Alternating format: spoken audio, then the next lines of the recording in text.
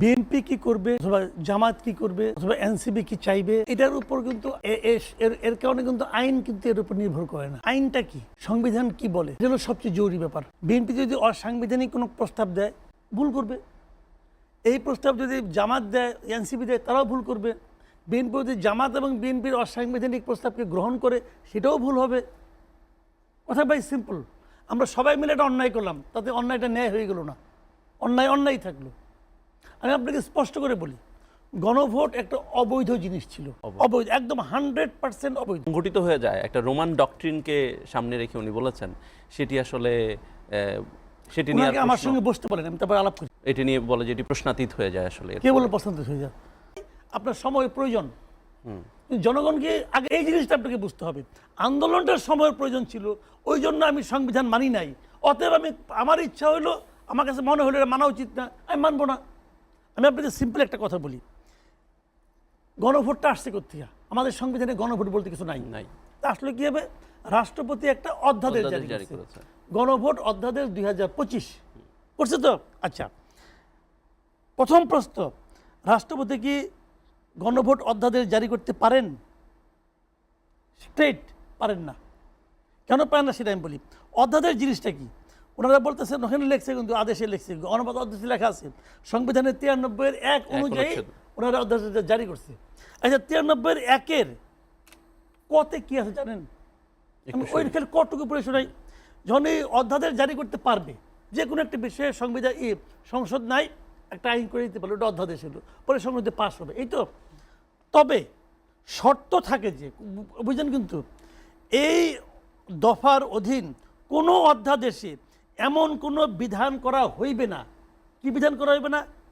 ক হলো কি, যাহা এই সংবিধানের অধীন সংসদের আইন দ্বারা আইনসঙ্গতভাবে করা যায় না। সংসদের আইন দ্বারা আইনসঙ্গতভাবে করা যায় না এমন কোনো আইন আপনি অধ্যাদেশ জারি করতে পারবেন না। গণভোটকে আইন করা যাবে না, গণভোট সংবিধান চেঞ্জ করতে হবে। একটা আইন যখন আপনি করবেন, 151 জন হলেই চলে। 151 জন হলে সংবিধান করতে গিয়ে সংবিধান সংশোধন করতে পারবেন না। তার মানে সংসদের আইন করা যায় না, এটা আইনের ঊর্ধ্বে। এই জিনিসটা রাষ্ট্রপতি অধ্যাদেশ আকারে জারি করতে পারে না, জাস্ট জারি করতে পারে না। সেই জিনিসটা আমাদের উপর চাপাই দেওয়া হয়েছে। কে চাপাই দিছে? এই ডক্টর আলী রিয়াজ এবং এই ডক্টর ইউনূস। এই দুই ডক্টর, আধা দেশি আধা বিদেশি, শঙ্কর প্রজাতির দুই ডক্টর, এরা আমাদের এই জাতির উপর এটা জাস্ট চাপাই দিচ্ছে। এখন আপনি বলতে পারেন যে বিএনপি তো বলছে ভোট দাও, হ্যাঁ ভোট বলছে না। বিএনপিকে ব্ল্যাকমেল করে হাট আদায় করছে, জাস্ট ব্ল্যাকমেল করে। আপনারা তো বলেন না, যদি বলে বিএনপি না ভোট দাও, তাহলে তারা বলবে কি, এই যে জুলাই চেতনার বিরোধী। মানে এটা হলো একটা ভয়ঙ্কর অবস্থা। ওই যে এক লোকটা বলছিল না যে খুব শিক্ষিত হয়ে আসছে গ্রামে, তাহলে একজন বলছে এটা আমার পোলাও শিক্ষিত, তোমার পোলাও শিক্ষিত, দেখি কার পোলা বেশি শিক্ষিত। আর যে বাটপাট যে সে বলতেছে, বলতো দেখি আমি জানি না ইংরেজি কি, আই ডোন্ট নো অর্থ কি, আমি জানি না, এই দেখেন জানে না। বিএনপি কি করবে? পড়ছে সেঙ্গির মধ্যে, সূত্রটা বলতে হবে। একবার বলছে, বরং বিএনপি বলছে আমরা এটাকে সুপ্রিম কোর্টে যখন যাবে, তো সুপ্রিম কোর্টের সংবিধানে কি লেখা আছে এইটা দেখে আলোচনা করবে। তো বিএনপির বক্তব্য বলে, ভাই আমি সংবিধানে যেভাবে আছে আমি সেভাবেই সংশোধন করব, আমি সেভাবেই বাস্তবায়ন করব। তো ওরা বলতেছে না, ওইভাবে করো।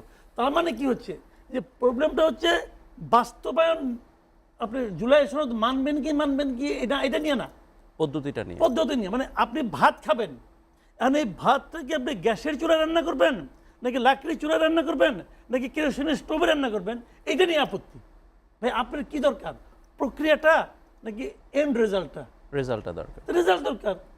দেখেন না বিএনপি কি করে। বিএনপি যে বলছে আমরা বাস্তবায়ন করবো, যদি বিএনপি বাস্তবায়ন না করে, তখন আপনার রাজপথে নামেন। এমন নামবেন কেন?